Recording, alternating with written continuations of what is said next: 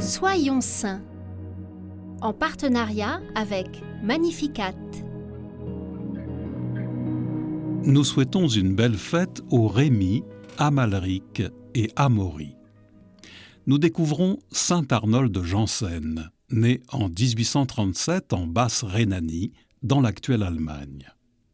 Ordonné prêtre en 1861, il est tout d'abord professeur de sciences et de mathématiques. Vouant une grande dévotion au Sacré-Cœur de Jésus, il est nommé directeur diocésain pour l'apostolat de la prière. Il se rend compte alors des besoins de l'Église en matière de mission et décide de s'y consacrer.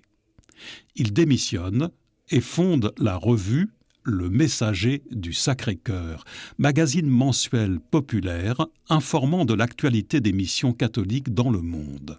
Il veut éveiller la vocation missionnaire de l'Église d'Allemagne. Il règne alors un climat anticatholique insufflé par le chancelier Bismarck.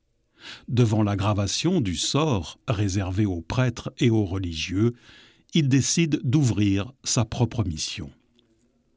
Ce n'est pas sans difficulté.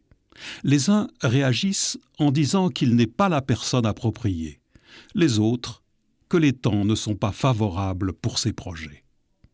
Arnold leur répond « Le Seigneur lance le défi à notre foi pour faire quelque chose de neuf, précisément à un moment où tant de choses dans l'Église sont en train de s'écrouler. » En 1875, il fonde aux Pays-Bas la Société du Verbe divin, puis 2 congrégations religieuses féminines, les Sœurs servantes du Saint-Esprit et les Sœurs servantes de l'adoration perpétuelle. Puis son audace le pousse à ouvrir une imprimerie pour diffuser ses publications dans les pays germanophones. Son œuvre poursuit son développement après sa mort en 1909 et compte aujourd'hui plus de 6000 membres sur les 5 continents. Le Christ a envoyé ses disciples annoncer l'Évangile à toutes les nations et à leur suite, saint Arnold a utilisé les moyens modernes de communication au service de la mission.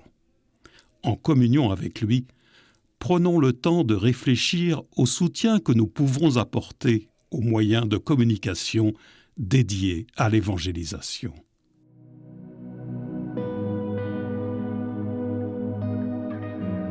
Seigneur, nous te confions les saints d'aujourd'hui.